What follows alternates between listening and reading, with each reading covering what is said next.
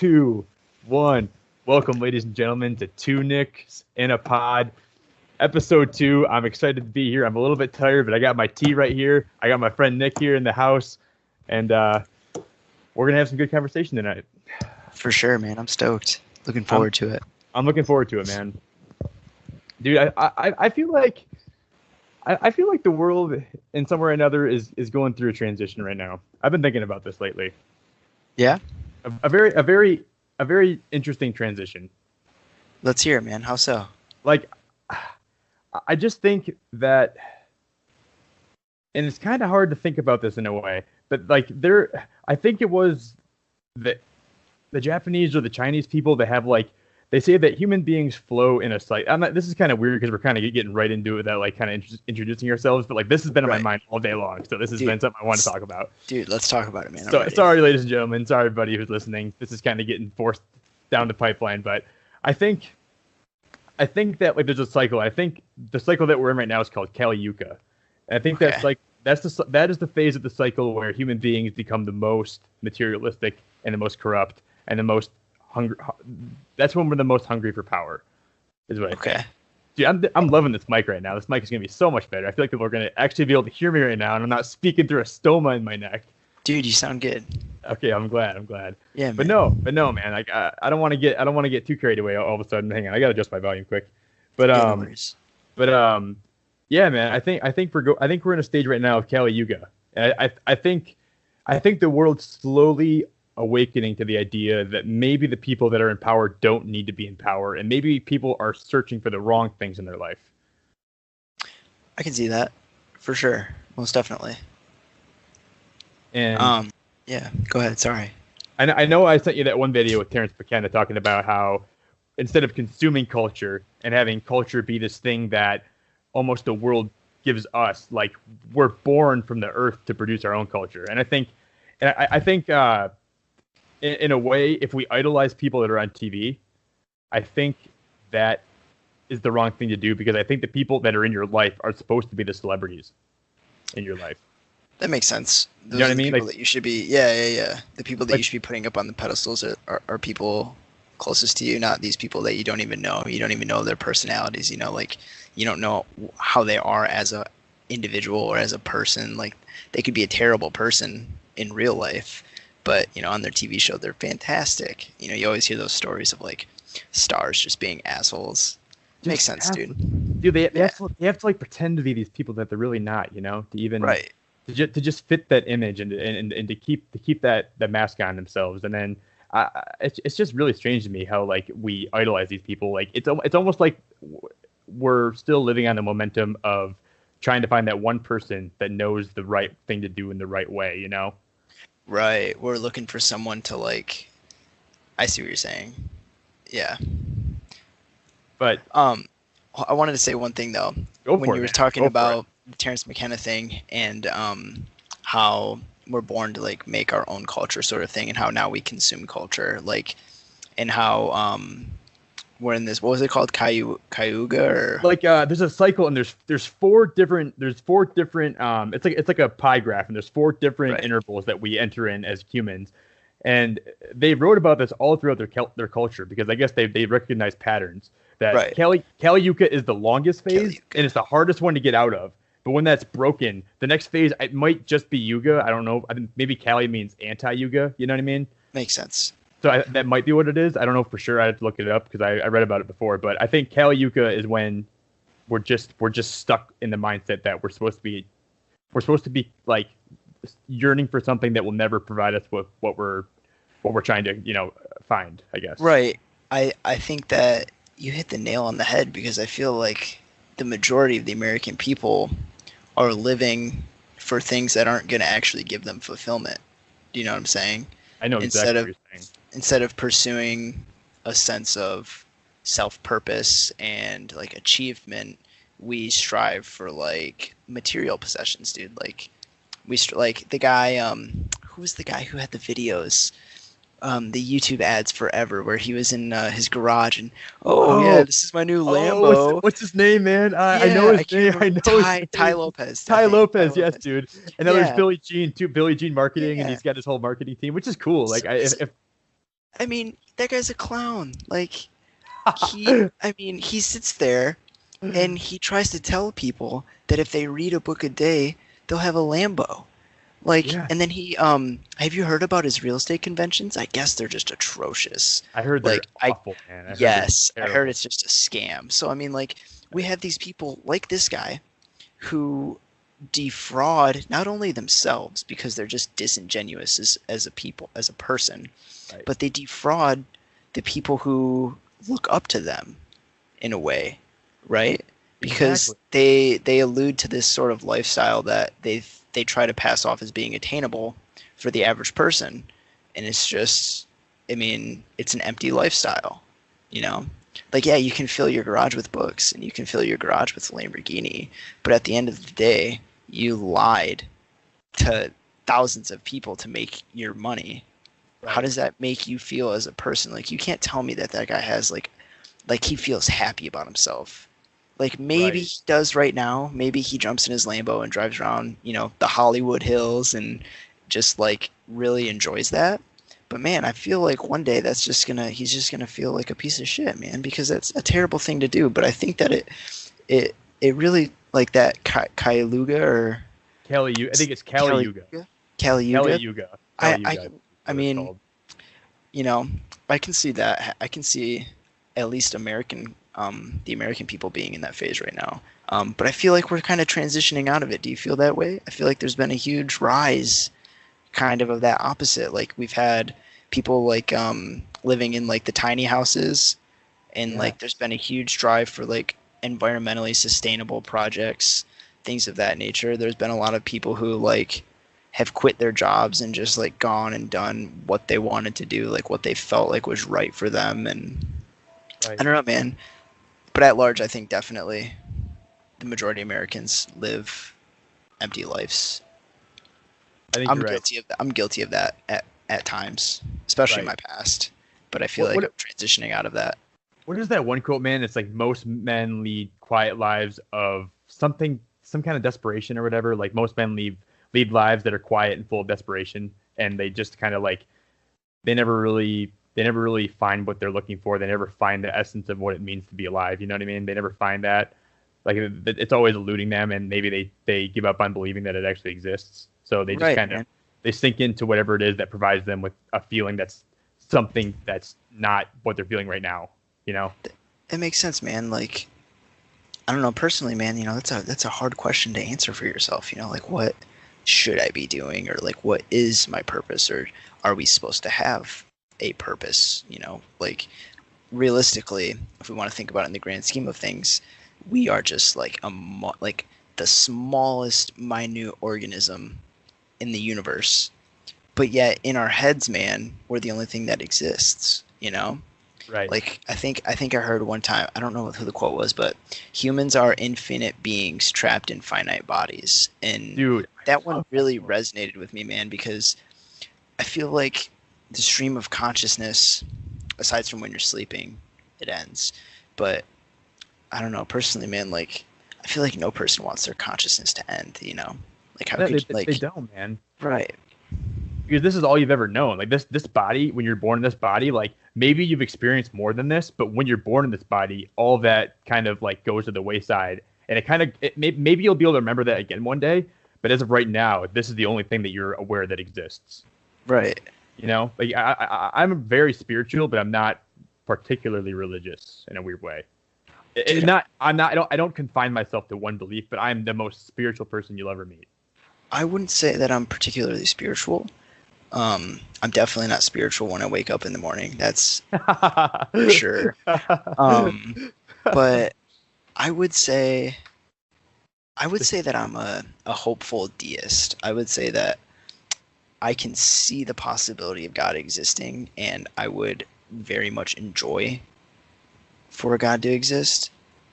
But the gods that are written about by mankind, I don't think that I really want any of them to exist. So I'm sort of at an impasse, man. I'm kind of like, man, I wish there was a like dope god that existed that we like knew about, but I just like the I'm gonna Old like Testament. meditate later, like The dope, Old dope Testament, guy. like in the Christian faith, the Old Testament is abhorrent, man. It's terrible. God's just a murdering savage, dude. Like, it's erroneous, dude. We shouldn't even take it into consideration, you know? right. And, dude, like, all those stories, like, they can really teach you about life. And I think kids should know about this. Like, but they shouldn't be taken too literally. And at the same time, I think we have to realize that those stories are very human. Like, you see a lot of humanity in those stories, and it's like, that's what really got me to question it. Like, this seems like it could be written by a human. Like, it's almost like Harry Potter, like people worshiping Harry Potter, because there's a lot of symbolism in Harry Potter, and they can really teach you about life, you know? Yeah. But you shouldn't take it literally. Like, you're not going to fly around in your broomstick tomorrow and go get groceries, and you're not going to go to this school that teaches you how to use magic. I mean, maybe you will. I don't know. That would be dope as fuck. But be dope, dude. I would be the first one to go. I'd be on that train. I'd be going through the 9 3/4 station, you know, and running through the brick wall. And dude, can you imagine getting to meet Dumbledore? Like, that dude is cool as shit, bro. Dude, exactly, like, man. Who's got a pet phoenix, dude? Like, that would be amazing. But I guess I want to take a minute and say, anybody who watched our first podcast in full or even part of it, I really appreciate it. And if you guys have any feedback, any criticism, I know like our audio and visual equipment right now are not the best, and we probably need to improve on that. Like, that's one thing we definitely have to improve on. But as far as like what we talked about and that kind of stuff, I feel like you guys gave us mostly good feedback on that. But I'm sure there's probably a lot of stuff we need to improve on, because we're just kind of doing this off the cuff and not really. We're just talking like we're having a conversation, and I think that's the best way to do it. But I think over time, you'll find that we're going to improve, or, you know, maybe not improve on everything, but we'll find our way eventually. I agree, and I just wanted to highlight on that. Yeah, if anyone has any ideas for things that we should talk about, you know, that would be appreciated, because we want to talk about things that people want to hear being talked about, you know. So if anyone has anything to spitball, go ahead, man, throw it at us. Let's hear it. Just let us know if like we're gonna get eventually. We hope to get a couple new microphones and some new webcams. So hopefully that's gonna make the quality of this look better, and in turn maybe we'll, you know, I think that'll maybe motivate us to even do a better job when we have that kind of stuff. Right. I think it'll motivate me. I think it'd be one of those things where it's like, I want to get the full use out of this, and I want to create a platform that's unlike anything else, and a platform where we can discuss ideas, and people hopefully one day can look back on this and maybe think that we, you know, had some good ideas. And I just think as young human beings, we need to be talking about this stuff, because the world's changing really fast. Definitely. Faster than it's ever changed before, I would argue. And I think when I was like younger, when I was like in high school and kind of just slacking off and working like random, you know, I worked a couple of fast food jobs, and I worked, you know, here and there, and I never thought about things that much, man. And I always knew I was a relatively smart individual. I don't think I'm the smartest person to ever live by any means. But I think when it comes to like being a human being, I think I have a decent outlook on life. But I just think that like I never let myself reach the potentials that I think I might be capable of in a way. Yeah, man. You never know what you're capable of until you try. And yeah, I just think like, I think you, Nick, when I talk to you, man, I can tell like you're insanely smart, man. I definitely get a lot of good ideas from our conversations, and I look at things in ways that I never thought I'd be able to look at things before. Like, it's just little things too, you know, like when like I'll start something and then you'll like take the conversation in a new direction, and I never thought to go in that route, and I'm like, wow, that makes a lot of sense. And then it's mostly just bullshit, dude. I'm not as smart as you think I am. I think you're way smarter than you think you are. Well, hey, at least someone does, right?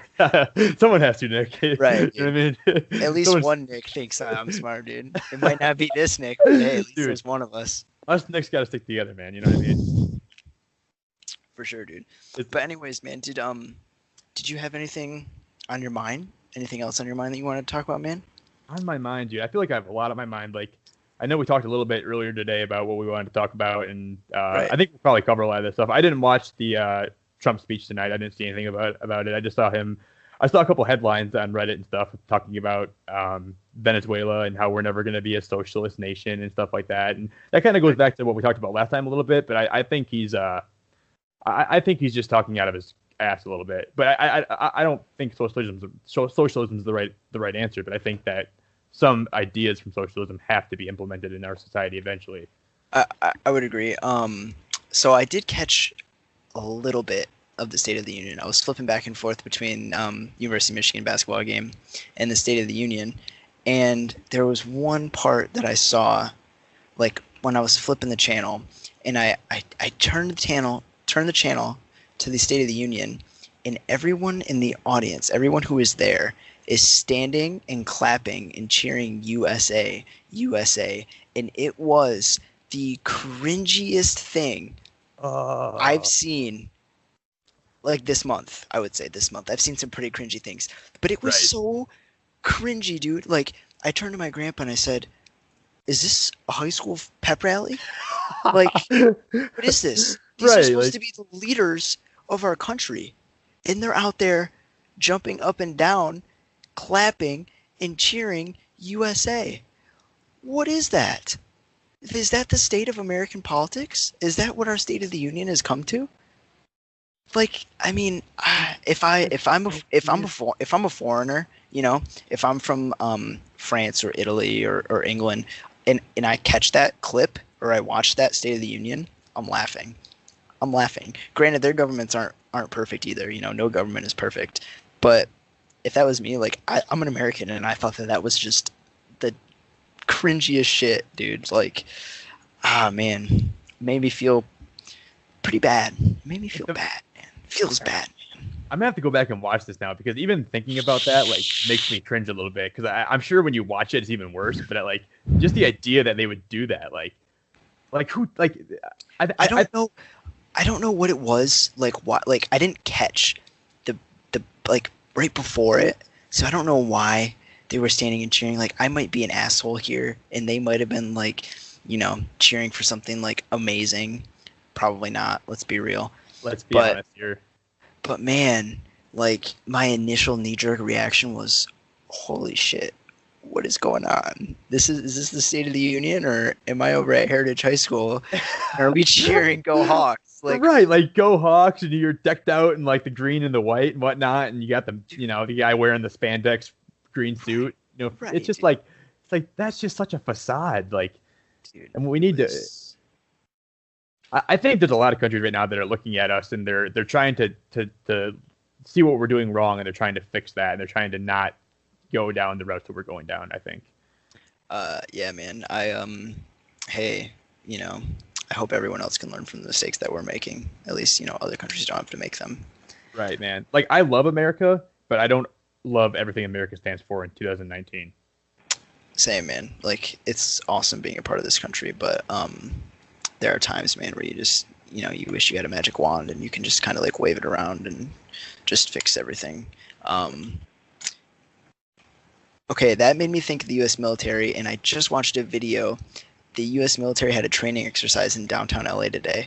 It was pretty fucking rad. We'll put a link to that video in the description. Absolutely, let's do it. Dude, so it was in downtown LA, right? And it was nighttime. Okay. I want to say it was either tonight or last night. I'm not sure when it was. So it's February 5th, 2019. But there were helicopters, man, flying, lights off, through the streets of LA. There was 4 or 5 of them. And this guy's like recording from, like, I think it was an apartment maybe, or maybe he was in a hotel room, I'm not sure. But he's like recording from above. So these helicopters are below him, hovering over the street, and they drop down, and all these soldiers jump out and run out, you know, and then the helicopters bounce, and then 2 Blackhawks come in. It lights off, dude, and like you can't even see the first one. Like you can hear it in the audio, and this dude's recording, and this Blackhawk comes in, and out of nowhere, dude, it just, like, you can see it, like it starts to take shape. It was so badass, dude. And it drops down, dude, and all the soldiers run down into the helicopter, man. Like, it was pretty rad, man. You haven't seen that? I haven't seen that, actually, no. Was that posted on Reddit today, or where'd you see it on? Yeah, that was on Reddit today. I'm pretty sure I just saw that on Reddit. Yeah. I'll have to check that out, man. I didn't go on Reddit today too much. That sounds amazing. Dude, it was cool as fuck. But it's kind of weird at the same time, you know, to think of, especially in such a heavily populated area, you know, urban, like downtown Los Angeles, for them to be doing a military training exercise, you know, it kind of seems like, I don't know, man, it seems strange to me. Like, I feel like the military has enough resources that they should be able to do that. Like, they should have fake cities built, almost, you know? Yeah, like out in the desert where they have, like, these massive empty buildings where they can fly through. Like, I don't understand why they had to go to downtown LA. That just seems fishy to me. Yeah, it seems really weird, actually, now that you're saying that. Right. I've never really heard of them doing live military drills like in a city like Los Angeles, you know? Right. It was kind of surreal, man, to watch. But dude, I was reading about Venezuela today, and I saw a video where like we had like 7 helicopters flying around the border of Venezuela, and I know like the guy, what's his name, Maduro, is that his name? Yeah, yeah. The guy who's the current president. Do you know what his first name is? I knew his first name, but I can't remember it. Dude, how do you forget his first name? I'm sure it's something that's really obvious. Dude, It's Nicholas, dude. What am I thinking? It's Nicholas, duh. It's Nicholas, oh, dude. Man. Yeah, but no, like I know he gave Nick over here running Venezuela and shit. Don't even know his own name, dude. Dude, I'm like, yeah, dude. My last name is Maduro or something like that. Probably. I don't even know, dude. Love scars and socialism. I'm just talking about myself, man. I must have like double personality or something. I'm split. Dude, high key. High key, dude. I'm gonna let the beast out maybe later. I don't know. But no, dude. Like I know they gave us like 72 hours to pull all of our military out. I read or whatever. They tried to get us out of the country, and like we're still running these drills. And I know Russia's backing Maduro still, and we're backing the guy we just said that we recognize as being the president now, and Venezuela doesn't really recognize him as being president. Now there's a giant conflict, and I think this is a breeding ground for something that's going to be traumatic. Yeah, man. I wonder if the military training exercise in LA is related at all. See, when you brought that up, that's the first thing I thought of. Like maybe Right. we're trying to run these drills, and maybe they know something that we don't know. Right. But I think they're trying to keep a large majority of the United States population like kind of in the dark about this, and maybe just That's why they just had this idiotic State of the Union and this dog shit Super Bowl that everyone can't stop talking about how terrible it was. Right, man. Like Distract, man. Right, dude. Like it's one of those things where like I complained a little bit about it, but like at the same time, man, like you don't have to watch. Like do something else. Right. Like it's. I mean, it's gonna be every year. It's never always gonna be a good game. It's it was the Rams and the Patriots, and it was interesting, but at the same time, it wasn't. Right. So that's funny though that we're getting involved and that Russia's involved. Another like puppet war. Kind of like the Middle East. Right. But I think it's got to be all about oil, right? I mean, at the end of the day, Venezuela is like the 5th largest export of oil to the United States. Granted, Canada's like number 1. Like we get a shit ton of our oil from Canada, but yeah, man, it's got to be about oil. I don't like whatever bullshit they have about the economy, and how much humanitarian efforts. Yeah, right. Like our government gives a shit about humanitarian efforts. Who right, are we man. Kidding? Yeah, we're kidding. Nobody, dude. 0 people at all.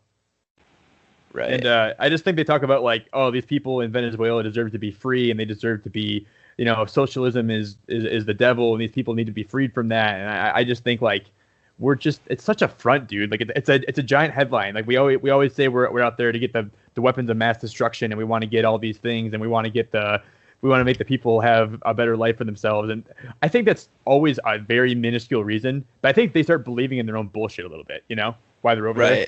Like they're like, we're doing this for a benevolent purpose. And like they say that at first and they know they're lying, but over time they say it enough times and the point where like, oh, this is something I'm starting to believe. And they're like, we're trying to get these weapons of mass destruction. And before you know it, they don't exist. And they even know in their brains, these probably don't exist. Like they probably, and if they do exist, they're not as important as we thought they were. Like they're not going to blow up a city or anything like that. Like, dude, do you remember when Colin Powell sat in front of a camera and had a vial test tube and said, "Yeah, right here. This is the proof, guys. They got WMDs. It's all right here in this fucking test tube." Granted, I paraphrased a little bit there, but yeah. I mean, it shouldn't take anyone by surprise when it. I mean, if they don't recognize it now, then maybe they just haven't opened a book or watched TV for the last 25 years, maybe 30 or 40 years. I don't know, dude. I don't know. Right. Shit, I'm only 24, man. Cut me some slack. Yeah, exactly. Not as well versed in history as I should be. It's really hard researching this country when you can't stop cringing every second. But no, man. Anyone who's surprised, like at the end, like 10 years from now, eventually, right? If we get involved in this conflict, right? It'll just be the next Middle East, man. It'll come down to oil. That's what it'll be. Oil. We went over there for oil. And I mean, is this like the start of the next Cold War? I mean, was that Crimea? Like, where does that, what are the history books 100 years from now going to say? And I mean, granted, do I think Russia by itself is an opponent like the United States should be afraid of handling. I mean, yes and no. Like, not really. If it comes to all-out nuclear warfare, we're all just fucked, so it doesn't matter. Right, but do I think exactly. that Russia actually stands a chance of like beating the United States in a war? I don't. I don't think so. I don't think that they're, oddly as this sounds, because Russia's communist and they're under a dictator, I don't think that they're organized enough. And it's weird, but I feel like, I don't know, man. I've never been in the military, so I can't speak for how organized they are. But everything that I've read about the Russian military is that is disorganized. Very disorganized. Very disorganized. And like I might butcher this actually, but this is like from like the way back when it was in World War II, and my dad told me this thing where Hitler convinced, was it Stalin at the time? Stalin, is that who it was? Yeah, I believe so. He convinced Stalin that all of his generals were plotting against Russia, and you know what Stalin did? He had 300 or so of his best generals shot in the back of the head because he thought that they were all plotting against Russia and they're all working for Germany. And then, so all of the Russian army were basically just like fill-in generals that weren't as, competent as the rest of the generals and that really messed me up because that really showed me like how manipulative you can be and how manipulated you can be in times of crisis. Right, man. Do I think Putin would fall? And if I butcher that, I'm sorry. If I butchered that, if that was wrong in any way, correct me and tell me that I'm a dumbass because I think I got it right though. Right. I think Putin is extremely intelligent. I don't think that Putin would be able to be manipulated that easily, and I also don't think that Putin would want a war with the United States. As oddly as that sounds from everything that has been going on the last 10 years with Russia, especially in the Crimea, I think that he's just kind of been poking, just kind of poking and prodding and seeing what kind of shit that they'll let him get away with. Right. Hitler did this. Man. Hitler did the same thing, man, and Europe appeased him, and eventually, man, the dog wants the rest of the meal, and you can't appease him with little snacks anymore. He's going to come for the whole thing, and maybe Crimea was the start of that. I don't know. This is all purely speculation. I'm probably an idiot, but it's, I don't know, man. It's kind of scary to think about at times, It's terrifying to think of sometimes. Like World War III would be the end of the world. Like realistically speaking, if things ramped up and escalated to the point where Russia and the United States were bombing each other, it's probably like the end of the modern world. Right. At least it'd be like the next like mass extinction event where almost the entire human population is killed off or heavily affected by the radiation and what happens afterwards, Definitely. I read that there are no survivors that served in World War II for Russia, but I think like 60% of the widows are still alive or something like that. What? Yeah. Holy crap. Like Russia lost so many military-aged males between the ages of like 18 to 30. Like it was something insane, man. Like they lost so many, like, and it would be the same thing, I don't have the exact figure, but it would be the same. It would, and now instead of us shooting each other, it's going to be a drone that you'll never even see dropping bombs on your head, And I don't know, man. Or a B-52 stealth bomber flying over and, dropping fat men. Right, man. At what point is the regular state-of-the-art human soldier going to be kind of redundant? Like, you know what I mean? Like, at what point are they just kind of a front? Like, oh, we have this many members of our military. But in reality, like, we're going to get to the point where technology can do so much more than a guy with a gun can do. You know what I mean? Honestly, I think we're already there. Think so? Personally, yeah. I think so. If we wanted to be that cruel. With how many nuclear weapons the United States has, if we wanted to be cruel enough, we would not even need any ground soldiers. We would just carpet bomb everyone, which is terrible, which is awful that's even, it's a testament to technology for sure, but I don't think that's the type of technology that we want to be bragging about, Right. That doesn't really do anything I think it's to improve amazing. human condition. I think it's amazing that how technologically advanced we are for the beings that we actually are. You know what I mean? Like it's one of those things where like if you were thinking about a species that probably shouldn't have the weapons that we have, it would probably be us. Yeah. And that's the scariest thing to think of. I mean, I'm not saying if another being gained consciousness and they were as smart as us, they wouldn't be as destructive, because they probably would be. But I don't know. Right. I mean, a tiger doesn't need a nuke, man. He's just gonna claw your ass to death. Like, he's just gonna smack you with the paw, dude. He doesn't have time to worry about how atoms with the bears, dude. With the bears, man. A bear would fuck your shit up, dude. Exactly. Did you ever see a picture of a short-faced bear? I haven't. Apparently, when we started settling in North America, there was a bunch of giant mammals, and one was called the short-faced bear, and it was like 1.5 times the size of the biggest grizzly bear in existence today. And apparently, as we started settling here, it would run and just pick humans off, and it'd run away with them. And like literally, it was so big that I saw a picture of like one standing on its hind legs compared to a human, and it looked like the human was a dwarf compared to this thing, man. And apparently, they had no predators. They were just tearing apart all mammals and all life here, and then eventually we ended up hunting them to extinction. How have I never heard of these things? That's fascinating. You should look them up at some point, because when I first saw them, I thought they were fake, and I'm like, "There's no way this bear is true." But it was called a short-faced bear, and it looked like their face was like smushed in a little bit, and they were like look up one compared to a human being, and you'll. Dude, they're insane. I'm telling you, man, they're crazy. This thing is insane. Like, can you imagine like coming here on a boat and thinking like, "Oh, my troubles are over." Out comes a short-faced bear up to snags you up and runs off. Right, dude. Oh, sick! I escaped the King of England. Holy shit! What is that? Holy I'm going. Can I get back on my boat? We don't have them in England. Yeah, those don't exist in England, man. There are so many animals here that like we can't even imagine what they looked like, and if they ever existed today. But they were just so incredible, like mammoths and the giant sloth. There was a giant sloth, man, that lived in North America, and it was the coolest thing. And now we don't get to see him anymore. Right, man. It's kind of sad, man. Humans are so destructive, man. Just wait until we can't see each other anymore, because we've obliterated each other into a million pieces, dude.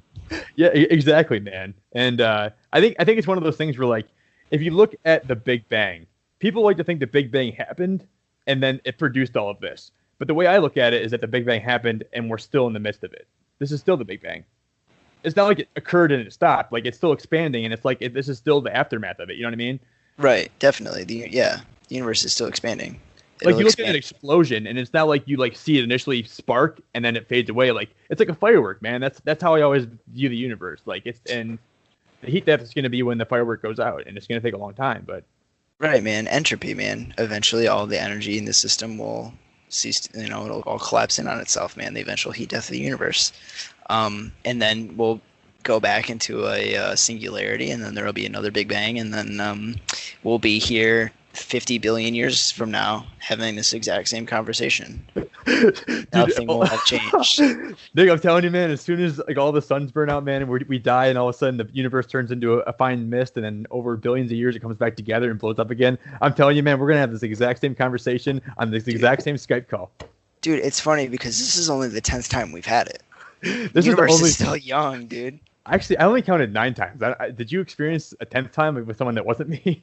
Dude, I remember 9 times distinctly. Was there a Nick that wasn't timeline, me? Man, the weirdest timeline, dude. Did something happen that messed the timeline up, dude? Dude, like, nanobots took over your brain. They crossed the blood-brain barrier, dude, and they controlled your person, man. Your consciousness is wiped out by these nanobots, dude. That literally must be what happened, man, because I don't remember that 10th time. You should have seen it, man. It was amazing. The facts that you were just rattling off, it was nuts, dude. It was almost like you were a computer. Almost like I was smart. Oh man, you're funny, dude. But no, man, I think it's one of those things, man, where like people get like, even myself, I get really depressed when I think about that. Like, at least in my opinion, like nothing's gonna last forever. Everything's gonna die out and dissipate. But I think the most beautiful thing, man, is the journey. Like the fact that you even get to experience anything at all. It's really, really amazing, you know? Dude, I don't know how I feel, like, because I understand that, completely. It makes sense to me. But at the same time, dude, it's fucking bullshit, man. It's bullshit, dude. Like, I'm born just to die? What kind of horse shit is that? Right. Right. Like, I don't know, man. I don't know how I feel about that. It pisses me off. You see, I But see both sides. Like can't I've do been anything on both about sides it. of the fence. So Right, man. like Like I wish that I could like feel the same way, you know, like value the beauty of the journey and things like that. But at the same time, man, every time I go to like do something or like make plans for the future, you know, I'm just like, man, I could fucking die in my sleep tonight. What the fuck does it matter? And then right, it'll just be a dude. waste of time. So why don't I just do what I want to do and then see where that takes me, man? It's pretty selfish of me, but you know, Dude, like we said, dude, we only YOLO, dude. right, man. Like it's just it's amazing, man. That I see both sides of it. Like some days I'm like, man, this is just all gonna dissipate into a mist at one point, and then at the same time I'm like, well, while I'm here, I might as well like try to make the most of it and like enjoy my eggs in the morning and enjoy my toast and have coffee and have good conversation and enjoy, like, I'm here with a bunch of other human beings and we're rocking this space rock flying through eternity. We're zooming, like, where we are right now in the universe, we're millions of miles away from where we were yesterday. You know what I mean? We're not. It's not Right. like everything stays the same. Like your life might look like it's staying the same, dude, but you're on this giant space vehicle that's traveling through the universe at speeds that you can't even comprehend because your mind is so inferior to the grand scheme of Right, things. dude. And Like when you we're really so get down to small, it, we man, can't even feel it, man. right? And I Gravity think and shit. I think if we all just came together more and meditated and really just like appreciated what life is, and that's what I think religion's really good for, man. Because I think it brings people together, and maybe they worship false idols and they worship things that aren't good, but they're still doing the thing that they should be doing. Right, which is spending time together and having that human connection. Right. For sure, man. Um, I think that that would be a great thing if more people just got together and, you know, shared their life experience and, you know, whether it was meditating or doing yoga or playing basketball or playing baseball or watching TV or whatever, you know, just more people coming together en masse, you know. It would be, I feel like that would help our current government situation as well. Yes.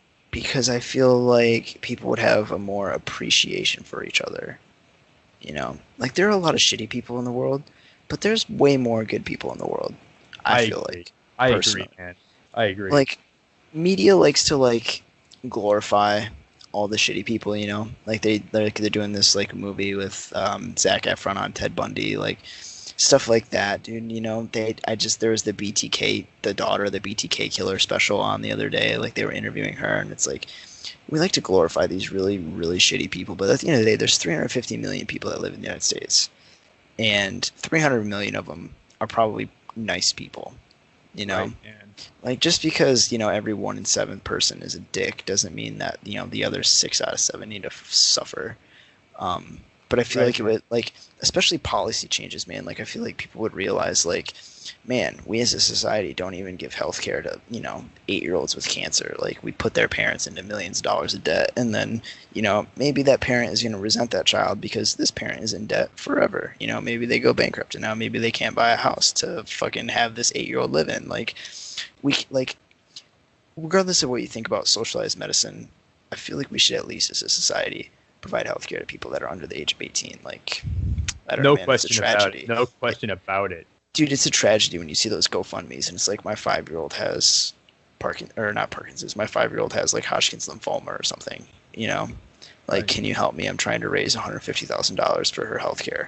Like, that should never be a concern for a parent, whether or not their 10-year-old is going to be able to get their chemo treatment or not. Are they going to live next month? Are they going to get treatment this month? Like, that's Dude, just so it's traumatic fucked. enough that they're going through this in general, man. But the fact that you got to worry about the Right. financial side to it, that is the Right. worst. That's the worst part of it, man. Like, it's not you're watching the thing that you brought into the universe suffer unrelentlessly, Right. and at the same time, they're extracting all the money from your bank account because someone's got to pay for it. Right, man. And I don't know, man. It pisses me off, bro. Like, I don't know. Regardless of what you think about adults, if adults should have healthcare or not, that's different because at the end of the day, you're an adult. You can make your own choices. Granted, you may not have grown up in the greatest situation, but at the age of 18, you could join the military, and then when you're done, you can go to college. Granted, that's a shitty career path. Like, I'm thankful for the people who join the military. Obviously, I'm grateful for Right. their service, But I I could am never too, do that, 100%. man. Like I could never be out on a battlefield for this government, man. The way they use our military, I could never do it personally. Me But either. the people that are brave enough to do that, man, I respect that for sure. So I don't want anyone to think that I'm like insulting veterans, but man, I just think that we should be able to give healthcare to children. Like Like, it's to be honest, man, like I look at the men, and I think it was just men that stormed the beaches of Normandy, and I look at them, man, and what they went through, and I relive that in my head sometimes when I'm thinking about like problems in my life, and like I'm thinking of like when they stormed that beach, dude, they knew that they were probably gonna die, and they had yeah, every indication, and they watched their yeah, best friends, people, their brothers, probably people that were so close to them and they grew up with and they trained with, just getting blown into pieces, man. And like I respect all those people, but like I almost think that like situations like that should always be avoidable. Like I just don't think that we should ever put human beings are the most sacred thing on this planet, I and agree, man. we're sacred, dude. Like we should treat each other like we're brothers and sisters, man. Like if you were just born in the world tomorrow and you looked around and you saw another human being, you would think it was the coolest thing ever because you weren't alone. You know, you weren't Right, alone. Someone's with you, right, dude. If you're stuck in the woods for 3 months by yourself and you met another human being, you would be thankful to the gods that there was someone else with you. definitely. And when you get in Yeah, a big man. group of people like that, you lose the appreciation of that.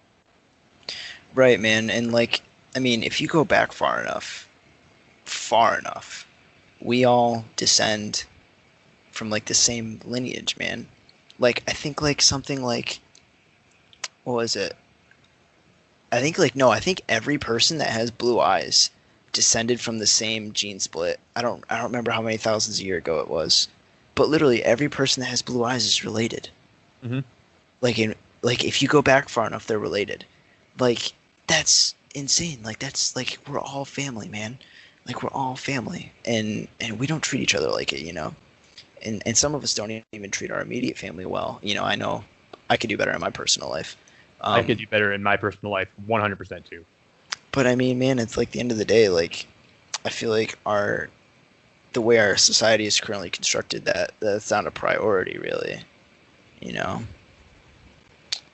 which is sad, man. It's sad. You know, Yeah, it there, really. you know, there's such a big strain on the average American household because, I mean, Americans work more than any other country in the world, and it's like almost not even close. I mean, I think Japan is second, but like, not only like growing up, for example, this is completely like my personal subjective experience, but my mom worked full time and went to school. Like, she has 2 master's degrees, and she did that while raising 2 kids. How she did it, I don't know, because I can barely get up to go to class and work part time. Like, I have no clue how she did it. Um, but like that puts a strain on the family dynamic, man. And I think that I don't know, man. I think that society needs to change, man. I think that we need to rethink what is important. Like going back to what you said earlier, like we consume our culture, man. We need to be creating our culture, you know, in our own homes, or maybe, you know, what are the culture that our ancestors had, learning from that and building upon that, you know. But I mean, at the end of the day, the past is the past, man, and it's all about moving forward. And certain cultural norms need to change, and you know, I think that that conversation has started already, and I think that it just needs to expand and to reach more people, and hopefully open more people's minds and make them, you know, open to this idea for sure. I think that's 100% true, man. Dude, like I just think that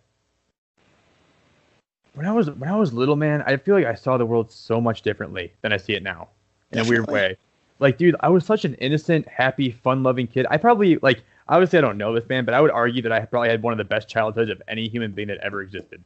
Like I lived in bliss, dude. Like, and obviously I that's my own subjective ideas. I'm sure human Right. beings have way better lives than I have, dude. I'm sure someone would Right. look at my life and be like, dude, you don't even come close. But like personally, man, like at the end of the day, I can go to bed thinking that, and I can believe that myself because I had a good time. Like if I had to endure all the suffering in my life to go through all of the good parts, I would do it in a heartbeat. I think that is a crucial thing that provides meaning to your life. You know, like all the good times I had, all the times where like I would just like think to myself like, I almost didn't believe this existence could be real because it was just so happy and like I was always surrounded by family and I was always having a good time and like I was always playing the video games that I wanted to play and I was always being able to go hang out with friends whenever I wanted to go hang out with friends and like I just remember so many euphoric times of my childhood and I always just questioned everything. And as I get older, I feel like I somewhat lose the essence of what it means to be a human being and have those times with people that you love. And I'm too focused on trying to map my life out, and no matter how I map it out, it's never going to go that exact way. You know, it's never going to go the way that you map it out. So why, at some point, you kind of got to just like take one hand off the wheel and keep one hand on to make sure you're not drifting off the highway. But you got to look around and appreciate where you're at. Right, man. I couldn't have said it any better myself, dude. That was awesome. I'm glad that you had such a great childhood, man. You're very fortunate. My childhood was pretty dope. It had its ups and its downs, but I don't think that I would trade it for another one because, you know, it made me the person that I am. And even though I like to joke around and say that I hate the person that I am, I don't mind him.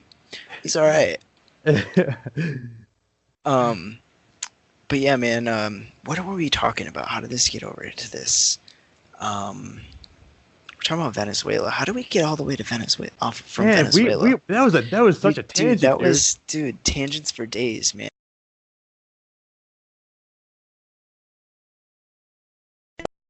And then we went through like a 3 exits, dude. And right. Got out of the car, got in a new car, jumped in a plane, got an Uber, landed in a new country, Airbnb, dude. Dude, so I was doing a little bit of research, not a lot, not as much as I would have liked to. But dude, I really feel bad for the people of Venezuela, man. Like they are going through some shit right now. Hyperinflation is like, I mean, granted, I knew about the hyperinflation, but like they have crazy amount of shortages right now, dude. Like you go into a grocery store, there's nothing, you know, and I knew about that as well. That's been going on for a while, but I was looking up their economic data, and in 2013, 2014, one of those years, their GDP was like 482 billion US dollars, right? Right. 482 billion US dollars. It's like 320 billion right now, man.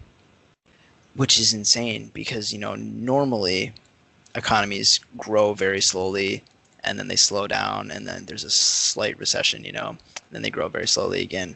But they have just seen one of like the worst economic downturns in modern history, probably, man. I know Soviet Russia was hit pretty hard towards the end of the Cold War. But they have, I mean, I don't think that like any modern country, for as advanced as Venezuela has been in the last 10 years, as westernized, I don't think that any other country has ever gone through what they're going through right now, man. If I'm wrong, if I'm just completely ignorant, please someone let me know. Nick, if I'm wrong, dude, let me know, man.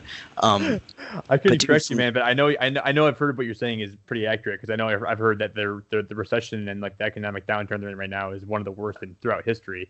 Yeah. I've read that myself. I didn't know the exact numbers, but I knew it was bad, and it's weird, man, because I just don't know what actually causes that. I don't know what actually spins the pendulum and the paradigm in that direction. I don't know what the factors are. I think it's just slowly over time things build up. So I think one of the main things. So I want to say 20% of Venezuela's GDP comes from oil and like exporting oil, things of that nature. Right. Okay, yeah. Sorry, that's not correct.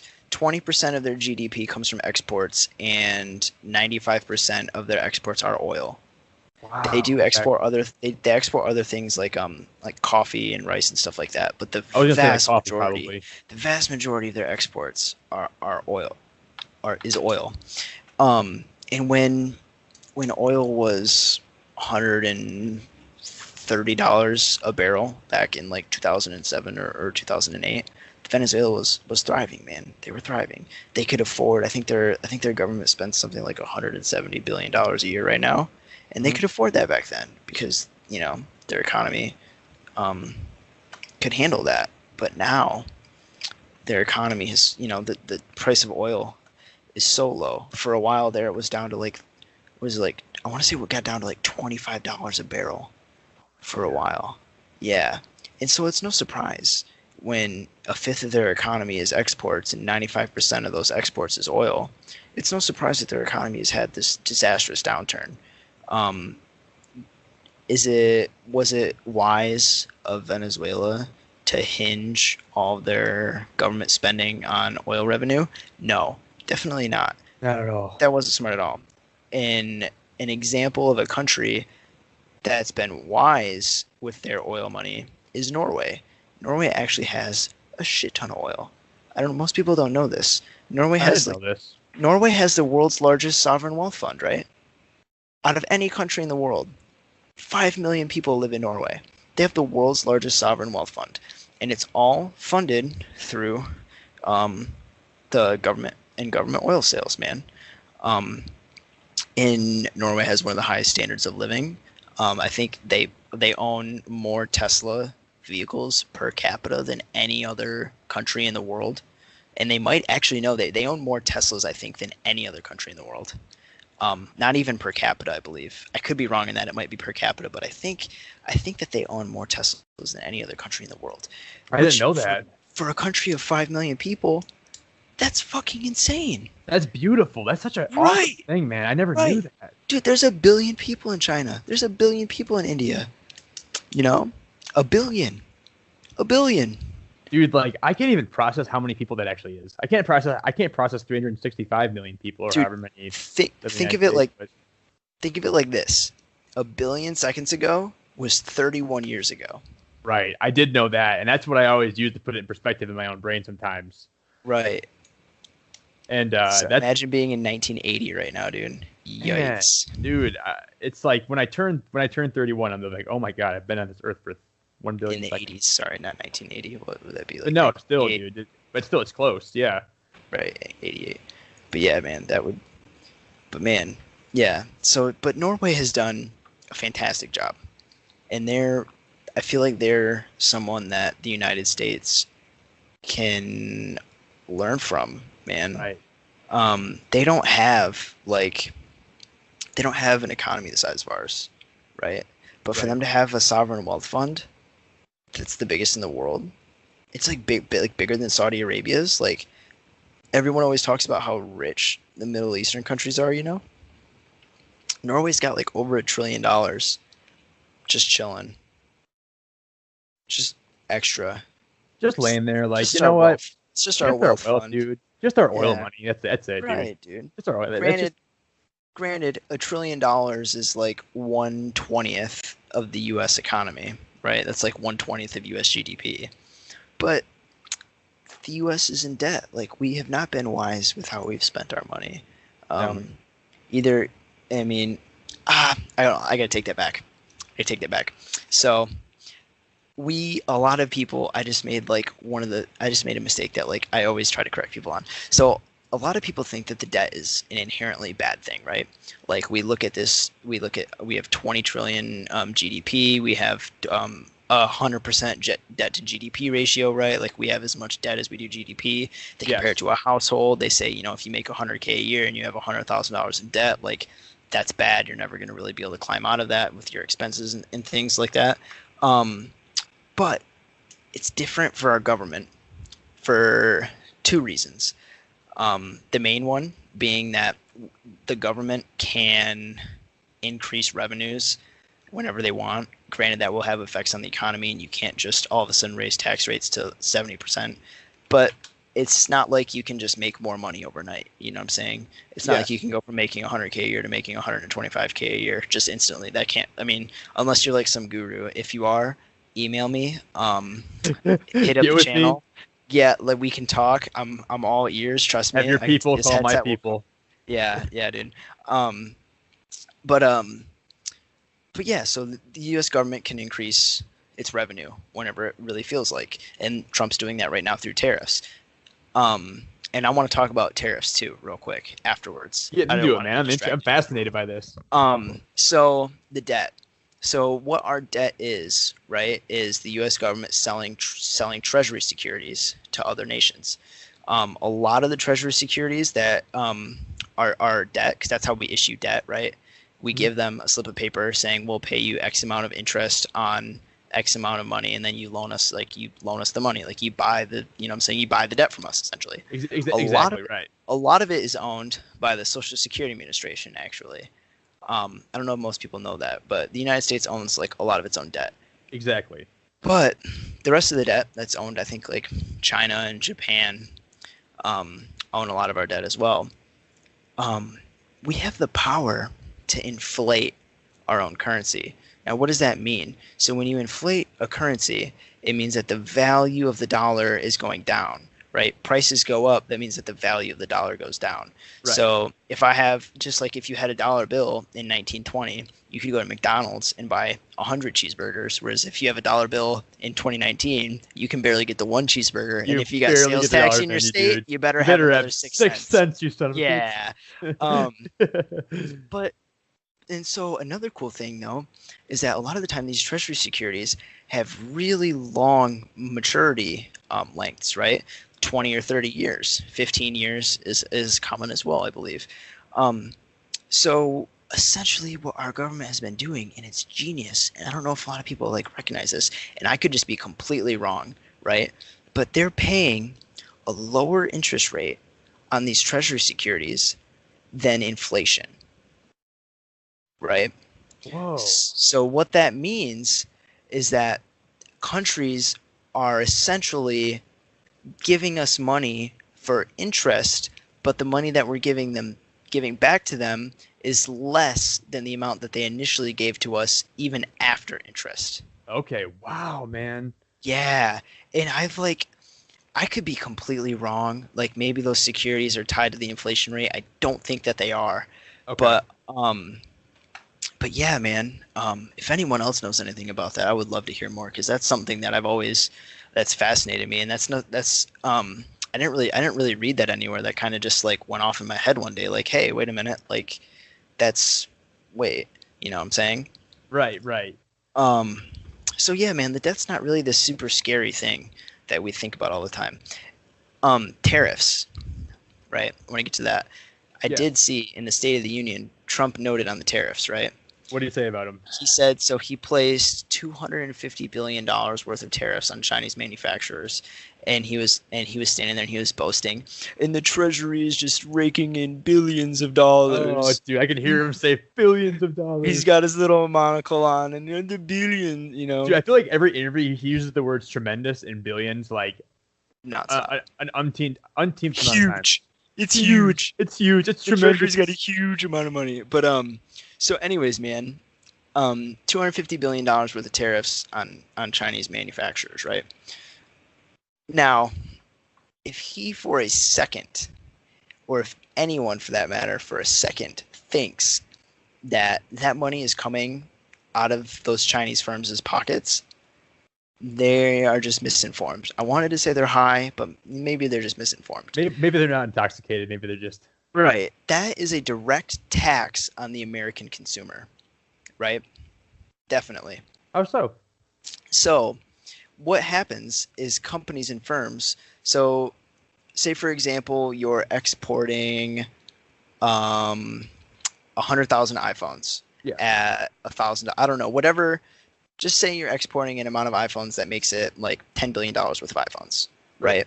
And say that out of that $10 billion worth of iPhones, you have to pay 1/10 in tariffs to get those iPhones to the United States to be sold, right? All they're going to do is increase the price of the iPhone by 1/10 because they're not going to pay that tariff. So the price of the good goes up, and then the people buying that good indirectly end up paying the tariff. Right. That makes a lot of sense. Yeah. So I mean, and it really infuriates me when he was standing up there, and he was boasting around like this was such a great thing for like not only the American government and the Treasury, but just the American consumer in general. Like China's not ripping us off anymore. We're getting a fair deal. You're solving this. We're gonna solve the manufacturing crisis, and we're gonna make sure they're paying. You know the worst part? I think that fucker is smart enough to know what he's doing. I think he's a lot smarter than he lets on. I feel like it's all an act, personally. I could be wrong. He's really good at playing a dumbass. He really is, man. Dude, honestly, sometimes it makes you wonder, like, no, there's no way. There's no way. To be fair, to get to that position of power, there's no way you can be you can't be stupid. You can be a little ignorant. You can be a little misinformed. But I think his intellect is a little more than we think it is, I guess. I don't know, man. Like, yeah, I don't know. I can't, like, granted, he did inherit a lot of money from his dad, you know? He's a fool no matter what. But I think when it comes Right. to some policies and, fiscal reasonings and whatnot, he's not the dumbest guy in the world. But I think that it's definitely all front. Which makes me dislike him even more, because then he's just a disingenuous liar. right. But I mean, hey, all politicians are liars, right? They are. But yeah, man, the debt's not really that big of an issue, at least for the United States government. Neither is like, the tariffs are bad for us. I don't know, just to highlight on that stuff. One of the reasons why it's not successful for Venezuela. So, like 88% of all trade in the world is done using the US dollar, right? So there's a demand for the US dollar. Like most countries, 88%, 90% of trades being done through the dollar, people want to exchange goods for dollars. Venezuela only has oil. They don't have US dollars. You know what I'm saying? Like they can't sell their Venezuelan currency, which, hello, hyperinflation, they've been trying to. Yeah, right. And so, I mean, that's why it failed for Venezuela. Such a one-dimensional economy. When that one dimension faults, the country kind of collapses, and then it's really easy to blame that on their economy and the way they run their country. But I think there's a lot more to it. It was just a bad idea from the start. Right. They overspent, man, and it was. I mean, hey, they could have been Norway. Instead, they're Venezuela. So I've been following this guy that wants to run for president in 2020. His name's Andrew Yang. Andrew Yang, man. He's a very fascinating guy. He's definitely he's gaining a little bit of traction, I think. But his biggest idea, man, he wants to give every single American, and this is a little controversial, he wants to give every single American $1,000 a month. Universal, so basic, a GBI? income. A GBI, yeah, sort of. Yeah, guaranteed basic income. Sort of like how in Alaska you get a portion of the oil revenue. You get like a check every single month or every few months, I believe. I think the way that works is it is a you get to claim it on your taxes. Okay, so you get to claim it on your state taxes. I think you get to deduct like $2,000. Gotcha. Yeah, but then then you get usually you get a refund from the state, and that'll just help you to pay the federal government. Which is exactly, which is weird. But man, what do I think of that? I don't know if we could afford that, man. I don't know either. I think granted, I was just talking about like, hey, we can borrow as much as we want. Like, we can't. We still have to be reasonable. Yes. Where we're at now, is it a big deal? I don't think it's quite a big deal yet. But oh man, I don't know. And it's every citizen, no matter what. Every citizen, no matter. It's only between the ages of, man, I want to say it was 25 and 64, I believe. So between if those you're ages, 18 I don't to know. 25, you don't count. I don't know if that was true or not. It might be 18 to 62 or 25 to 64, somewhere in that age range. But if you're older than 64, I know if you're younger than 18, you don't get it. But if anybody in that age range, you'll automatically get that money per month. And I'm so torn on it because I've seen people defend the idea of it, and I've seen people tear it apart, and I've seen how it could fail. I just think, in the current political climate and the current economic climate, I think people could definitely benefit from that. But I don't know what that would do to inflation rates. I don't know what that would do to businesses and people that actually have businesses here. I don't know if it's going to be sustainable to keep raising the minimum wage up. I don't know if that's going to be the solution, because I think businesses aren't going to be able to afford to have that many employees paying them that much. Like, there comes a point when they can't compete because we're living in America where a lot of these big conglomerations are taking over and they have so much influence, and these smaller companies don't really have as much pull. And I think they can't really. It's harder for them to pay their workers what Amazon can afford to pay their workers $18 an hour. They never bat an eye. They're paying $15 now, which is good.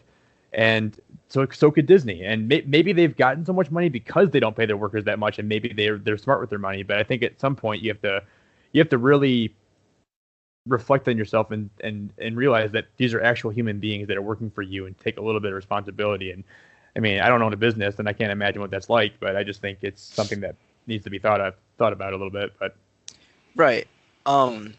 So for the basic minimum income, right? right, So we have to think about what it would do. So it disincentivizes you to work, right? Especially if it's tied to your income, right? So if you start making over X amount of money, then you don't get the benefit anymore, then you're never going to want to make over that amount of money. I mean, granted, that's not true for everybody, but if I was 18 years old, getting out of high school, and all of a sudden, like, I don't have to work, I'm making $1,000 a month, I'd probably go to college for sure, and I wouldn't have to work, and that would be dope, and then I'd probably get a job. So it's kind of like it's really interesting. and like I think you're seeing right now that a lot of businesses, like, they're becoming so hyper efficient that they don't really need to have people work 40 hours a week. You know what I mean? Like they can have people work 20 hours a week, and they're being as efficient as people that used to be 40-hour a week employees. And right, thanks to technology. yeah, and as technology gets better, I mean, obviously we're going to need workers still. We're going to need human manpower, but it's going to be less and less. It's going to be like, this is my prediction. I think one day you're going to look like, when you go to Mackinac Island and there's a bunch of horses walking around and there's like, they're carrying people and you look at it, that's so cute. That's adorable. I think one day you're going to look at human beings and there's going to be like these like little, isolated stations where you're going to see human beings making hamburgers and whatnot. And it's going to be like, oh, look at the cute human beings. And like, we used to do it that way back in the day. Right. 100 years ago. Yeah, 100 years ago. Maybe in the year 2200 maybe, but I think it's going to happen one day. And I think right now we're just, there's no way we can conceive that being a possibility, but I think it's inevitable. I can see that, man. That definitely. I think depending on if society continues down the path that it's heading, or if the changes that have been happening recently continue and change for good, we get off of this. I can't remember the name of it, dude. The Chinese thing, the phase that we're in. If we can Kali get off Yuga. this, Kali Yuga, dude. If we can get out of the Kali Yuga, man. Dude, get to I the just Yuga, adjusted my mic. Can you hear me? Yeah, I can hear you, dude. Well, because there's two volume rockers. And I don't know what they do, to be honest. They're not labeled. I'm good. Man. You're good. But yeah, dude, Kali Yuga, man. I think we're in that phase right now. I think we're in deep. I think we're in the trenches. We're in the pits. We just got to get out of there, man. Right, man. I agree, dude. But the basic minimum income, man, I like the idea of it. Don't think we could afford it. I would have to see his plan. Like, that sounds, I think they're testing it in Denmark, I want to say, for students. I want to say that Denmark is paying people that are enrolled at university right now, sort of like a guaranteed basic minimum income. As for a minimum wage, I have a really simple solution, dude. I could fix minimum wage overnight. Easy, dude. I want to hear this. All you have to do, it's literally this easy, right? Pick a baseline for what you think is the lowest like standard of living, right? So what does society think that the lowest standard of living should be for an individual? Like, X amount per dollars, what is that, right? Like, so you start your baseline. That's where you can calculate your baseline minimum wage, your minimum income. Like, is the poverty line, is that what it is, right? Then all you'd have to do is you would set the minimum wage one time to whatever that number is. So if you make X amount of dollars and working 40 hours a week will earn you this amount that will keep you just, right at the poverty line, right? Then you would do that, and then you would tie it to the inflation rate. Right. Exactly. I've heard that so many times. Tied to the inflation. And then it's done. Because so normally businesses at the end of the fiscal year, or at the beginning, I should say, of the new fiscal year, they will give you quality of life raises or standard of living wage increases, right? Okay. And it's usually fairly small, a couple % of your wage, but that's essentially just an inflation wage. Like, that's just essentially like, hey, inflation was this amount, here's your raise for this amount. You know what I'm saying? Right, exactly. And so in just every year, it would change. What was the inflation rate this year? Boom. That's what it is. And granted, like, if we started spiraling into a Venezuelan dystopia, then that law would have to be eliminated, and we would have to just free the economy up, let the market come equilibrium, let everything fix itself, and because you can't fix an economy through central planning. Like you can try, you can fix recessionary gaps with stimulus spending. As much as people want to try to say that Obama couldn't fix the Great Recession, it's because he only got a third of what the recessionary gap was. That infuriates me to no belief. Like we can literally just calculate how much the government needs to spend, and then not overnight, but essentially overnight, fix the economy and close the recessionary gap. But politically, it's not feasible. But hey, a lot of people like to talk about how dumb politicians are. Why don't they ever listen to the economists, man? Exactly. If they just took a little bit of a modicum of that and they applied it to the economy, man, there would be a huge difference, right. I think. Right. But I don't know. It's tough, man. I just feel like you said, man, it has to be in waves. You have to be really strict and then kind of let it flow again, and then strict it back up and then let it flow again. You know. I mean, the best way for an economy to fix itself, in my opinion, is to let the market reach equilibrium. That's it. And I mean, economic knowledge, the history of economics says the best way to do that, the best way that we know, is just through free market. Like, regardless of what your opinion is on capitalism, or whatever it is on socialism, whatever, I think it's pretty safe to say that the best way to fix an economy is just to let it be free. I mean, look at what Milton Friedman did in the 70s with Chile. Milton Friedman and the Chicago Boys, man. Chicago Boys. Yeah, dude. Right. But yeah, man. I feel like Venezuela could learn a lot. I feel like socialism is great while you're prosperous, but once you start having, retractionary periods, you need to loosen the government spending a little bit and just kind of let the economy be free, Right. I mean, at the end of the day, we're all just pursuing our own self-interest, Exactly, man. It's as sad as it is to say, and as sad as it is to realize that's the truth of existence, man. We're all here, and you're embodying this incarnation of yourself, and a lot of times all you think of is yourself. Pretty much, man. Yeah, I mean, at the end of the day, it's like in the midst of your life, you're not alone, but you're born in this world alone, and you're going to leave this world alone. Right.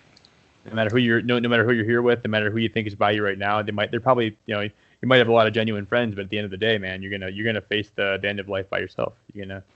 Right. Which is sad. It is sad. Super sad. It is sad as hell.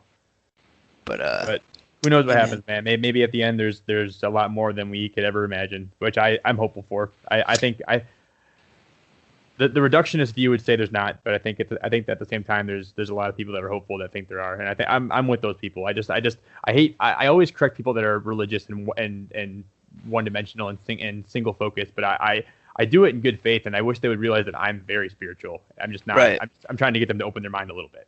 Right. Yeah, man. I think Socrates said, "How can you judge death if you haven't experienced it?" Or something of that nature. Yeah. So I mean, hey, man, death sounds shitty. Like death, is such a negative connotation. It seems like such a negative thing. But at the end of the day, man, I haven't died. How can I say if it's shitty or not? Mm-hmm. I guess I'll find out. Hopefully not anytime soon. Man, I was watching some comedian, and he was talking about that his dad worked like a white collar job his entire life, dude, and he was just basically working at the same factory his entire life, just provide for the family. Barely knew his dad. His dad would get up at early in the morning, come home late at night, always in a bad mood and whatnot, and worked his entire life, man. And when he was like 55, he died of a heart attack. And I don't remember the full story, but I remember him saying he wasn't there when his dad died of a heart attack, but he went to the hospital, and the nurse told him that his dad died screaming. Like he was having a heart attack, and he left the world, and he was screaming in pain. And then that led the comedian to actually pursue his dream, because he's like, no matter, you can live a good existence, you can be a good man, and you can still leave this world in terror, screaming. So at the end of the day, if that's going to be how you go out, why not try to pursue every dream you have, no matter if it's dumb, no matter who's telling you that you can't do it, no matter who's telling you that it's too impossible, no matter who's telling you that it's a bad idea. You're not going to make it out of this alive, man. This body's temporary. You're made of cells that are going to fall apart. Your body's falling apart right now. Right. I don't know if you can tell, man, but My body's not like that, dude. I haven't aged a day, dude, since I was like 14, man. It's insane, I dude. was gonna say, man, your skin always looks the same, dude. Like I Dude, don't do know if I I don't know. look 24, man? Like, Are you a it's lizard? kind of annoying, dude. Are you Like, are you a lizard, man? dude, I'm a lizard, man. are you a Dude, I'm a snake, shapeshifter? dude. Dude, I don't know, man. No, but yeah, man, that's really profound. Yeah, that's so shitty, man. Dude worked his entire life and was like hardworking and always pissed off, and man, Died in the shitty, hospital dude. having a heart attack, screaming, and I'm sure he felt like his chest was getting ripped open. And but at the same time, man, like who's to say like how long that goes on for? Maybe when you're in that much pain, maybe your body kind of in a way has a way of cutting that pain off, and maybe when you experience death, maybe it's all good, man. And getting to that point can be painful, but maybe when you're actually there, who knows? And I always had the thought that maybe like your body has the ability to slow time down, and you perceive time differently. Maybe when you die, man, you really never. Maybe the 5 seconds in your death, maybe that takes thousands of years to actually experience that. You know what I mean? Dude, I used to have that same thought on the bus to school every day. I used to think, man, if I think hard enough, I'll never get there. I can slow time down and I'll sit in this bus forever and I'll never have to go to Forever. school. Oh Right. man, I had that thought. I think that was like 10th grade. I thought about. I remember sitting there in the bus, dude, on the way to school, and I was just thinking, like, man, I wonder if there's a way where I can like think and stop time. Like, I don't even know, dude. But I was tired, man. I wasn't thinking straight, right? Yeah. Um, Exactly. um, oh, there was something that I wanted to say though. Oh, something else I wanted to say. Yes. I can speak about death a little bit, right? So my dad died and was resuscitated, right? He came back to life. And he said that when he had died, he remembered he saw my great grandpa, so like my grandma's dad, who he died, I think, in like August of '93. So he in this was in 2007, I think. My dad died and was brought back to life. But he said he saw my grandpa, and that my grandpa essentially told him, "It's not your time yet.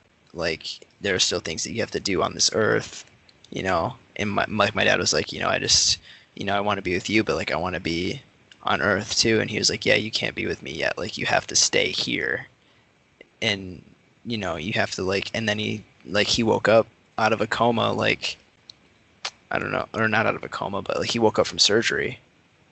Because he was so. Nick knows this, but for those of you watching, you don't know this. My dad actually was in an accident and broke every single bone in his head. So he's got like 12 plates and like 55, 56 screws in his head. And he had died and was brought back to life. And the surgery, dude, by the way, it was like a 16-hour surgery. You cannot, like, you can see like the scar that goes from like ear to ear because they literally had to like pull his face off. They had to pull his like face off, dude. And get in there and like put all this in. Yeah, dude, you can like he's got like a Y bracket right here that connects the steel plates, and then he's got like these are all like titanium plates all in his. Yeah, dude, it's nutty. If you feel his eyebrow, dude, there's screws in his eyebrows, dude. You can feel the screws in his eyebrows. Yeah, Nick, you can't tell so though. insane. I can't even. Dude, you can't tell that, from bro. looking at him, man. You can't tell from looking at him. But yeah, man. So, that's what he told me, man. And it's funny because I don't really know how I feel about the afterlife, and that's coming from my dad. My dad told me that, that's an experience that he had, and when he got out of the hospital, he kind of became religious, but at the end of the day, like he's still the same guy he was before that accident, and he's still, he's like living the same life. Like it really didn't change him that much. However, I will say he's not afraid of death. Definitely not. Pretty nuts. Anecdote. When I was like 16, just got my license, was living in Phoenix. 17. Living in Phoenix, right? My Uncle Pat just got into a motorcycle accident. Celebrating his birthday with my dad. So they were riding home. They both had their own motorcycles or whatever. And my Uncle Pat crashed. He had a pretty bad injury. Like I remember like he was fucked up for a while, and I had to like drive with my mom to the hospital to go like visit him that night or whatever, right? But he got out. He got out of the hospital eventually after like a month, I think, of being in there. Like, it was pretty bad, dude. He broke like a shit ton of ribs. Like, he was all fucked up. Oh my God. Yeah, dude. He like almost died too. I think the doctors said that like I don't know what drugs he was on. It was like Xanax or something. But I want to say like if the doctor had said if his body hadn't been in like a relaxed state due to like the intoxication or whatever he had been on, he probably would have died. Right, but his body, wanna... right, exactly. But because he wasn't tense or whatever, you know, and he didn't like crash or hit into anybody. He kind of just like hit something in the road and then like went over the curb onto these like rocks on the side of the road. But yeah, so I'm driving my Uncle Pat home. He lived with my dad at the time, so I'm driving him home from the hospital, and my dad's in front of us on a motorcycle. Right. Mm-hmm. Granted, his brother just had a near-death experience as well. My dad's already had his, but his brother just had one. His brother almost died on a motorcycle. So rush hour traffic, not rush hour, maybe like 2 p.m.-ish. So before all the bad traffic. My dad is going 100 on his motorcycle in flip-flops, no helmet. Listen to this, Nick. Listen to this. My uncle is sitting in the passenger seat. I'm driving. The fucker stands up on his seat. Oh no. Yes. Oh no. Yes. Oh no. Yes, Nick. Yes, Nick. And then he lays back and puts his feet up on the fucking handlebars. Oh my God. Yes. You gotta be kidding me. What is wrong? Dude, my uncle was so pissed. He was like, what is this asshole doing? My uncle was like, I just almost died. He's already almost died. Like, what an asshole. Yeah. And I was just like, holy shit, my dad's nuts. But yeah, dude. Is he Fucker's just, like, nuts, looking man. for like that adrenaline fix that like Dude, maybe he I just don't know, like man. really enjoyed that? I don't know if his accidents had some really bad effects on him, and I don't know. But maybe it really kind of messed with his judgment and that kind of stuff. Maybe. Who right, man. He's not afraid of death. So I mean, in his experience, it was pleasant, you know. But man, yeah. Right. Do you remember I watched an interview with Kevin Smith and he talked about that he had a heart attack, and I know his dad had a heart attack, and I might have brought this up last time in the last podcast. I don't think I did though. And he was talking about how like he was so afraid of death, and he's like he always said that like if the Grim Reaper came to take him to the other side, he'd try to like suck his dick in order to stay in this life and whatnot. I'm sorry, that was a little vulgar, but he was like he's like you just want sucking dicks over here, dude. This podcast is about sucking dicks, dude. That's all it's about, man. That's what we're here for. Shit. But he always talked about he's like I just want to stay in this life no matter what. And then when he had the heart attack, he said that like before he went into like because he was getting surgery or whatever and he was still awake, and the guy asked if he wanted to talk to his wife Jennifer, and he's like when the guy asked me that, he's like, of course I want to talk to Jennifer. He's like, I love talking to Jennifer. I always want to talk to Jennifer. But he's like, I knew if I talked to her that the odds of me making it out of the surgery was really low because like it was really leading that like they're trying to get me. Oh, you want to say goodbye to her one last time and whatnot? Right. So he said, I'm gonna play the odds and not talk to her. So he's like, you know what? Tell her I'm gonna call her back. Is what he said. And apparently she was really pissed. And then obviously the surgery went well. Right. And he made it out of it and whatnot. And then he's like, I came out of it and I just realized that like at the end of your life, like your life's gonna end at some point no matter what. And I think as a human being, you always want completing things is always good. And completing the most important thing is your journey. Your journey is the most important thing you're ever going to complete. And I think that needs to be celebrated. And obviously there's a lot of grieving that goes with that. And I'm not saying you should look for the end of the road. You should let it come naturally, and you're never going to be able to avoid it. But it's like, you should live your life like you're on house money, is what he said. Live a house money life. Live your life like there's nothing you could possibly lose because you were never promised this in the first place. There's nothing you can lose. There's nothing you can lose. There's a tremendous amount of risk to playing this life safe, and there's nothing to lose if you risk everything to accomplish your dreams. Right, man. Because I mean, at the end of the day, the only thing that you have is your life and your time, right? Yes. Right. And yeah, if you don't pursue that to its full potential, then are you even ever playing?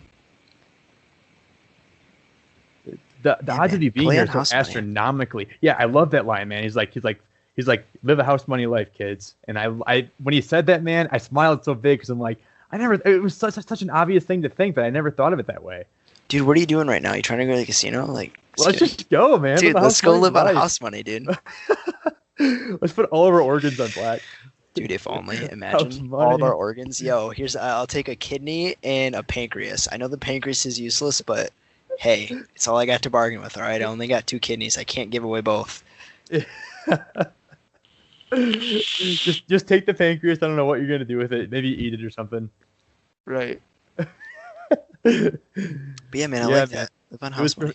It was profound, man. Live your life like you're on house money, because at the end of the day, you are, man. Like, it's weird, man, because we're all born in this life, and we don't. It's weird. I always thought about this. When you're born in this life, you don't know what your genetics are. You don't know what you're good at. You don't know what you're bad at. Right. You have to learn. You have to learn what this body's like. You have to learn what your body's good at. What it tries to run away from. What it's attracted to. And I think you have to listen to yourself sometimes, because at the end of the day, you are your body, and your body knows what's best for it in a way. And sometimes you have to listen to that, and you have to let your body's language speak to you in a way that you can understand it. Dude, you're so wise, bro. I don't know if I'm wise, but I think about this stuff a lot, I guess, you know?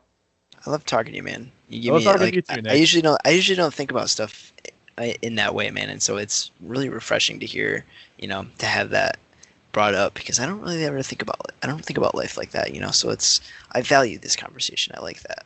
Well, I'm glad, man. I value this conversation too, dude. I really do. There's even this podcast, man, there's been a lot of things you brought up. I'm like, oh, it's actually pretty fascinating. And dude, I'm running out, man. Like, I don't really know a lot of stuff. I've pretty much like, I don't know. Are we gonna be able to make any more episodes, dude? Like, I've exhausted all this shit that I know. It might be a 2-hit wonder, man. Dude, maybe, man. The amount of stuff I know is pretty limited, dude. I feel like I've just basically just spit it all out, and now it's all out there, man. So congratulations, everybody. You know everything I know now. Right, same. That's it. That's the extent of my knowledge. That's a wrap. I am tapped. I'm tapped out, man. Tapping out, dude. At that point. But yeah, man. I just think it's one of those things where, like, I think I've always been afraid to really get to know myself in some ways, and I think it's one of those things where I'm learning how to not be afraid. Right. I feel like people are really insecure naturally, and especially in this day and age with social media, because people only ever post, like, I do not go on social media at all. It's just, I don't like it. But people only post the best things about their life. Like, no one wants to, granted, there are some people who talk about the negative, but, like, it's just a circle jerk, really, for the good things that are going on in your life. And I feel like it makes a lot of people unhappy, because they feel like they don't stack up to the competition, right? Competition.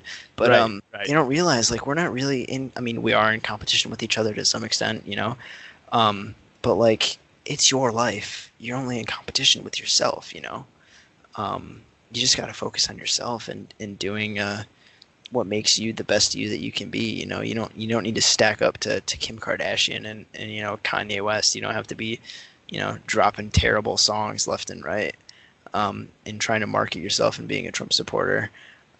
Exactly, man. That's 100% true. You just gotta live your life, man. Just right. Maybe Kanye is living his life, man. Maybe that's what Kanye wants to do. And who am I to judge him, man? But, like, at the end of the day, we can't compare ourselves to other people, because someone's always going to be better than you at something, and comparing yourself to other people, it's just not healthy. Dude, I got the best that you can do. I got the best thing to tell you right now, man. So this is another thing. I did not come up with this myself. This is from Duncan Trussell, the guy I told you about last podcast. Yep. Duncan is my favorite human being. Well, one of my favorite human beings, dude. But in one podcast, he talked about how it's better to be an honest, genuine street sweeper than a dishonest king who on the inside is tortured and numb and doesn't want to be there, but he feels like he has to be because he's trying to hold something up. Like, it's like his entire life, like he's trying to be more than what he wants to be. And he's trying to hold this thing up, man. And underneath that is paradise. When you sink into what you really want to be in this life and what you really think that you want to be doing, like, it's better to be someone who's sweeping the street and who's so happy and has no care in the world than to be someone who's got everything that he ever wanted, but in reality, that's not what he wants. Right. What society tells him he wants. So what Duncan, he's like, what all you can do in this life is to sink into what you are. Be that thing.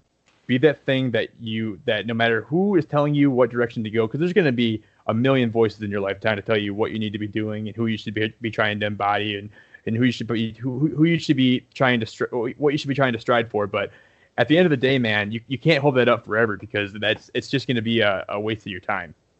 Right. Definitely, man. It's unhealthy too.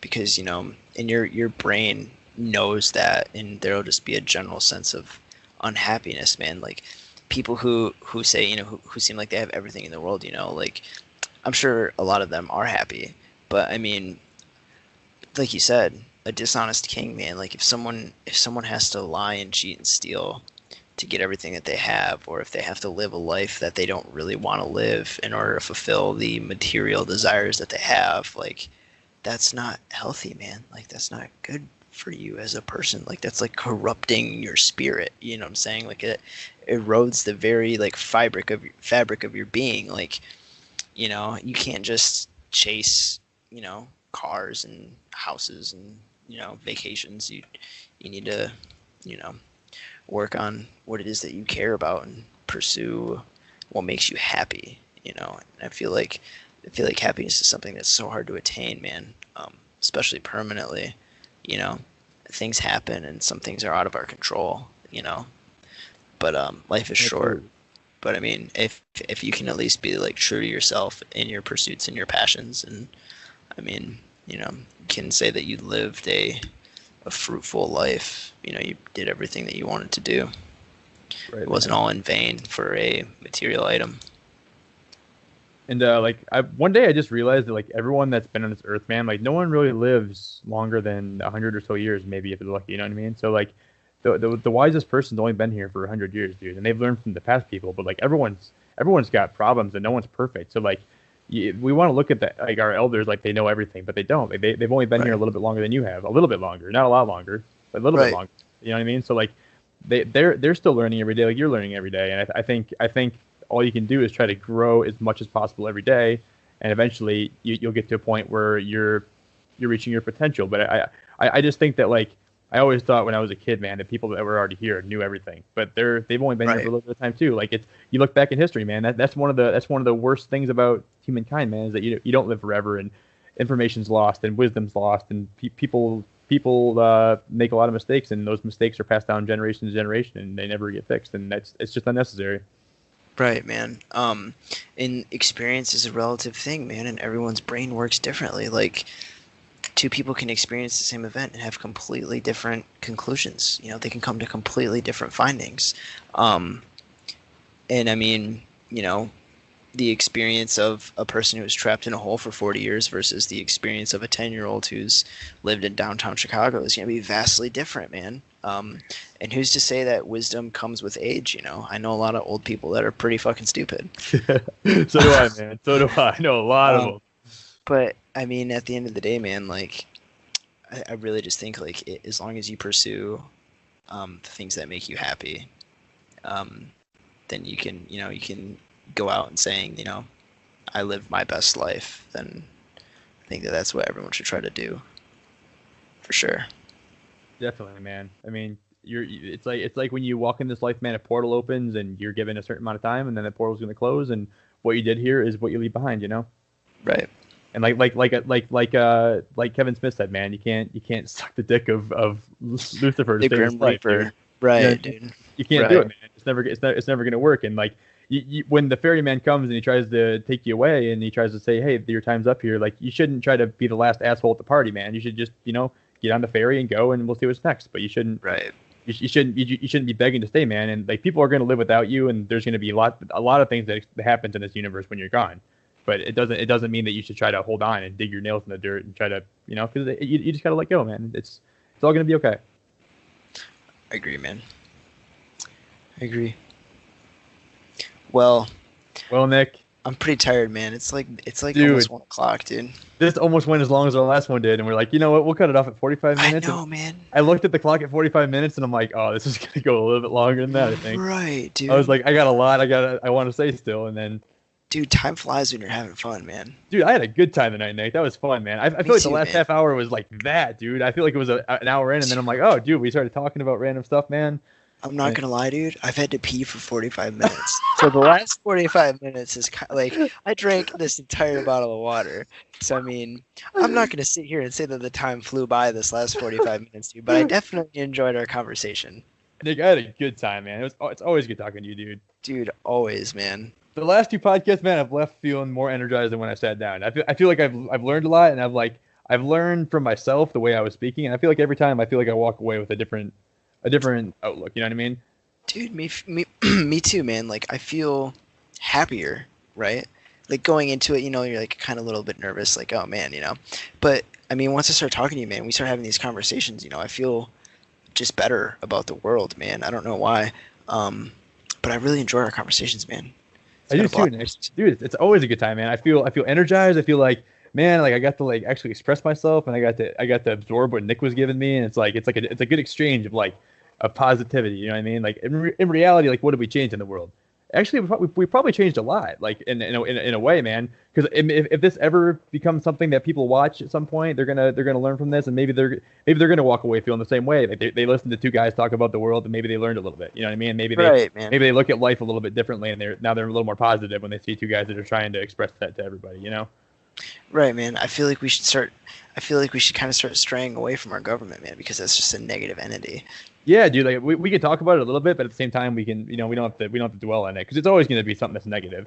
I love talking about the government, though. I love talking about. I just too, man. I'm never going to stop talking about it. I'm always going to talk about it. It's always like, dude, like people are afraid to like notice good things in life because they're always like, yeah, but there's some baby getting killed right now on the street, and like, look at that baby, like freaking out. Like it's like, dude. Yeah, it's happening somewhere, man, but it's not happening here. Obviously, it's a problem, but like you gotta look at the good things too, because there's always gonna be bad things to notice in life, always, dude. If you look at those and you don't look at the good things, and sometimes it's hard to look at the good things. Sometimes you're so focused on the bad things, you don't see the good things, you know? Definitely, man. 100%. You can't, if you focus on the bad all the time, then what is your life? It's bad, And if you want to live a good life, then you have to try to filter some of that out on occasion. I mean, granted, we need bad things in the world to contrast between good. Like if no bad things ever existed, then how would you ever know what is good, sort of thing. Exactly. But you don't always want to fill your life with negativity and hostility, and you don't want to just think and peruse all these dark thoughts that you have. Like, yeah, they're, you might have dark thoughts, they might be there, but like at the end of the day, if you want to live a good life and you want to be happy, you have to try to like avoid that and focus on the positivity that's out there in the world, because it's out there. It's just, dude, mainstream media isn't going to show you it. Exactly, dude. They're never going to show you. They're going to show you lies, and they're going to show you their facades and whatnot, dude. But like going back to like the Kali Yuga thing, man. I think Kali Yuga and I think the Yin Yang symbol, I think that those are two very similar things, because I think the Yin Yang symbol is supposed to teach you that when life's good, always hold on to that bit of the bad, because it can get bad again. Right. And when it's bad, hold on to the good, because it can get good again, and just hold on for it. And there's a chance it'll never happen again. Maybe your life is always going to be downward spiral, but the chance of that happening is a lot higher if you think that way. Right, definitely, man. Like a self-fulfilling prophecy sort of thing. Yeah, exactly. Sort of thing. Exactly. So I just think like it's that's, if I got one tattoo, it'd probably be the Yin Yang symbol, just because it's always been something that I've always looked at. Like I was fascinated by it, and it speaks to me in ways that some people maybe don't like. They don't look at it that way. But Dude, that would be a dope tattoo, man. The I love big that. ass Yin Yang symbol on your chest, dude. That's what I want, man. Like Just rip your shirt off. Ladies push and pull. Let's go. Ladies push and pull. But dude, I saw a cool tattoo. It was like a tree coming out of the roots, and there was like an owl in the tree, but like the roots of the tree were like the dark side, and the sun was like the white side of it, and it was like a tree yin yang thing. That's what I'd probably get. Like if I got that. Cool. But it's pretty tight. But yeah, man, it's been a pleasure, dude. Nick, it's been a good time, man. This conversation, this is better than the last time, I think, man. I think. Dude, I agree. All in all, it was a better podcast. I think I had a better mic, so people could probably hear me, and I don't sound like I'm speaking through a hole in my throat. So that's good.